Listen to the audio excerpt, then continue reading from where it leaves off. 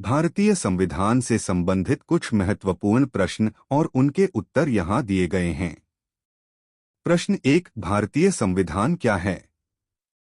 उत्तर, भारतीय संविधान भारत का सर्वोच्च कानून है जो देश के शासन के लिए मूलभूत नियमों और सिद्धांतों को परिभाषित करता है।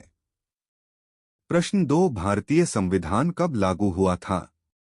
उत्तर, भारतीय संविधान 26 जनवरी 1950 को लागू हुआ था। प्रश्न 3, भारतीय संविधान की प्रस्तावना क्या है? उत्तर, भारतीय संविधान की प्रस्तावना में कहा गया है कि भारत एक संप्रभु, समाजवादी, धर्मनिरपेक्ष, लोकतांत्रिक गणराज्य है जो अपने नागरिकों को न्याय, स्वतंत्रता, समानता और बंधुत्व के मूल्यों को सुनिश्चित करने के लिए प्रतिबद्ध है। प्रश्न 4, भारतीय संविधान के मौलिक अधिकार क्या हैं?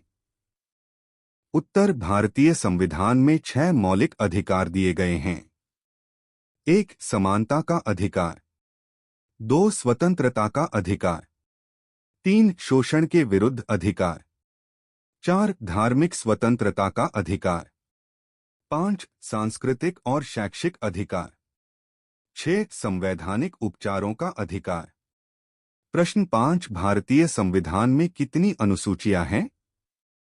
उत्तर, भारतीय संविधान में मूल रूप से 8 अनुसूचियां थीं, लेकिन वर्तमान में 12 अनुसूचियां हैं। प्रश्न 6, भारतीय संविधान की 370वीं धारा क्या है? उत्तर, भारतीय संविधान की 370वीं धारा जम्मू और कश्मीर राज्य को विशेष दर्जा प्रदान करती थी, जिसे 5 अगस्त 2019 को समाप्त कर दिया गया था।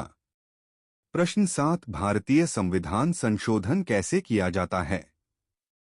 उत्तर, भारतीय संविधान में संशोधन करने के लिए संसद के दोनों सदनों में 2/3 बहुमत की आवश्यकता होती है और कुछ मामलों में राज्य विधानसभाओं की भी मंजूरी आवश्यक होती है। प्रश्न 8, भारतीय संविधान की प्रमुख विशेषताएं क्या हैं?